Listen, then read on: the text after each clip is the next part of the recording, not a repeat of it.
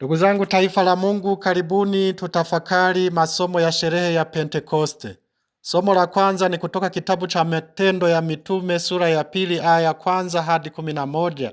Wimbo wa katikati ni Zaburi ya 104 na somo la pili ni waraka wa kwanza Mtume Paulo kwa Wakorinto sura ya 12 aya ya 3 hadi 7 na aya ya 12 hadi 13. Injili ni ya Yohane sura ya 20 aya ya 19 hadi 23. Ndugu zangu, tunaposherekea Pentekoste, tumuombe kwa dhati Roho Mtakatifu afanye kazi zifuatazo ndani mwetu sisi waamini wa leo. Kazi ya kwanza, kutuponya hofu ya kushuhudia imani yetu. Tazama alivyowaponya wanafunzi wa kwanza. Injili inatuambia kwamba kabla ya Pentekoste walikuwa wamejifungia ndani kwa hofu ya Wayahudi. Tangu Pentekoste wanapona hofu hiyo na wanaanza kushuhudia imani yao na kusema kwa ujasiri matendo makuu ya Mungu. Rejea somo la kwanza.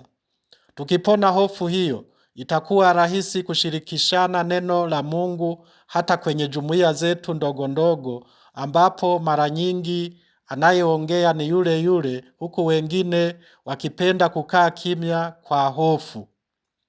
Kazi ya pili, kutuponya hali ya ubaridi na uvuguvugu ndani ya kanisa la Mungu. Bwana wetu huchukizwa na hali ya ubaridi, hasa hali ya uvuguvugu ya muumini. Rejea kitabu cha Ufunuo sura ya 3 aya 15 hadi 19. Bwana wetu Yesu Kristo anatamani kuona moto wa upendo ukiwaka ndani mwetu. Rejea Injili ya Luka sura ya 12 aya 49. Anatamani kutuona tukimpenda Mungu kwa moyo wote, kwa roho yote, kwa akili yote na kwa nguvu zetu zote. Rejea Injili ya Marko sura ya 12 aya 30. Anatamani kutuona tukiwa Wakristo wenye bidii, wenye majitoleo ndani ya kanisa lake. Lakini bado wengine ni walegevu, wengine hawajali na kuwajibika, wengine ni baridi, wengine ni vuguvugu. Tumuombe Roho Mtakatifu atuponye hali hizo mbaya. Atawasha hata mapendo kati yetu sisi wanadamu. Kwa msaada wake chuki, vita, marumbano, ugomvi, mafarakano, fitina, dhuluma, migogoro na kadhalika, yote hayo maovu yatapungua kati yetu. Roho Mtakatifu atatusaidia hata kumpenda jirani yetu kama nafsi yetu. Kazi ya tatu, kuamsha ndani mwetu yale mapaji 7 aliyotujalia siku yetu ya ubatizo na kipaimara. Mapaji hayo wengi wameyafunika, wameyalaza au wamelala wao wenyewe kiimani. Hawatumii zawadi hizo kutokana na ulegevu. Mapaji hayo wengine hata hawayakumbuki, nayo ni hekima, maarifa, shauri jema, nguvu au ujasiri, ujuzi, uchaji na ibada. Kwa mfano, kwa kizazi hiki, paji la uchaji linaelekea kupotea. Lazima tuliombe sana. Paji la uchaji likiamshwa, muumini anakuwa na hofu ya Mungu, anakuwa na hofu ya kumchukiza Mwenyezi Mungu, anajiepusha kumchukiza Mwenyezi Mungu, anakuwa na hofu ya kutenda dhambi, anajiepusha kutenda dhambi, na ikitokea katenda dhambi anakuwa mwepesi wa kuiacha na kuiungama kwenye sakramenti ya kitubio. Na Injili inatukumbusha wahudumu wa kwanza wa sakramenti ya kitubio, mitume, kadiri walivyoagizwa na Bwana wetu Yesu Kristo. Lakini kuna waandamizi wao baada ya mitume kufariki. Kuna waandamizi wao ambao ni maaskofu wakishirikiana na mapadri. Kumbe tutafute huduma hiyo, na tunapoacha kuitafuta au kuchelewa kuitafuta, inaonekana ni kupoteza lile paji kubwa la uchaji ambao linatufanya tuwe na hofu ya Mungu, tuwe na hofu ya kutenda mabaya.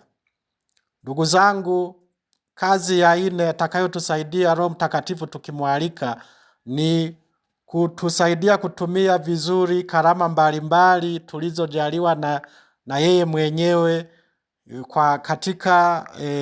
katika maisha yetu, ili tulijenge kanisa la Mungu na kufaidiana.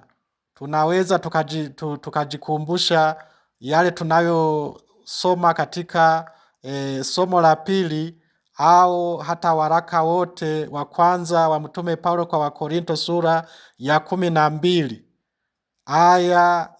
hasa aya 28 na aya ya 30. Ndugu zangu, kwa mfano, kwa kizazi hiki karama ya kupambanua roho inahitajika sana kutokana na manabii wa uongo wanavyozidi kuongezeka. Roho Mtakatifu atatuepusha upotovu na upotevu. Atatuangazia katika imani yetu, maana ni mwanga wa mioyo.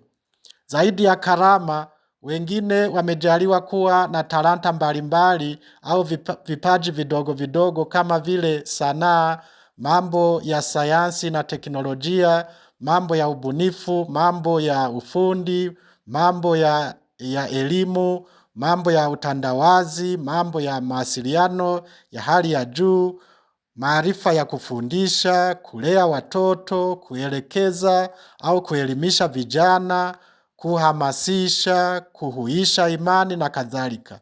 Yote hayo tumepewa na Mungu ili tufaidiane, ili tulijenge kanisa la Mungu. Kwanza tuzijenge familia zetu, tujenge jumuiya zetu, halafu tulijenge kanisa zima, tujenge hata taifa letu, hata tuboreshe hali ya dunia yetu.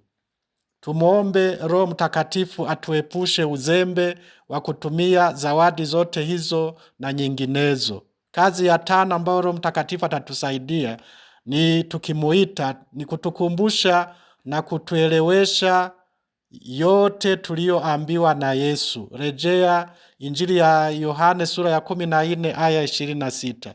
Ndio maana kabla ya kuanza kusoma neno la Mungu, kabla ya kuandaa mafundisho yanayohusu imani yetu, kabla ya kuanza utume, kabla ya kuanza vikao, mikutano, semina, kongamano na kadhalika, tumwalike kwanza Roho Mtakatifu aje kutusaidia.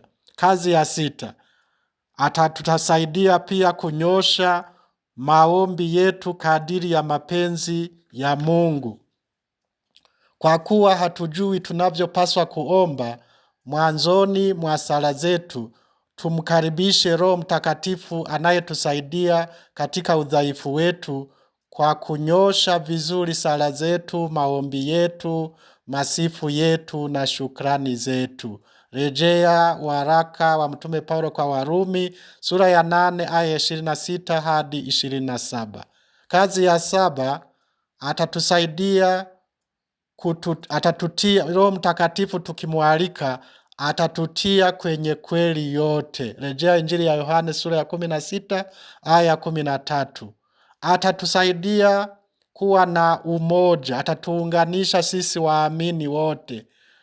Atatutakasa, atatufariji, atatupyaisha, atatupa ujasiri wa kushuhudia imani yetu, ujasiri wa kuvumilia mateso na kuubeba msalaba wetu, ujasiri wa kusamehe hata kuomba msamaha. Atatutakatifuza, atatusaidia kuurithi uzima wa milele. Tuombe. Njoo Roho Mtakatifu, uijaze mioyo ya waamini wako, uwashe ndani yao moto wa upendo wako. Bila nguvu yako wewe, mwanadamu hana kitu, kwake yote yanakosa. Osha machafuko yetu, panyeshee pakavu petu na kuponya majeraha. Ulegeze ukaidi, pasha moto ubaridi, nyosha upotevu wote. Uje mwanga wa mioyo, uje mwanga wa mioyo, uje mwanga wa mioyo. Atukuzwe Baba na Mwana na Roho Mtakatifu, kama mwanzo na sasa na siku zote na milele. Amina. Asanteni kwa kunisikiliza. Mungu awabariki.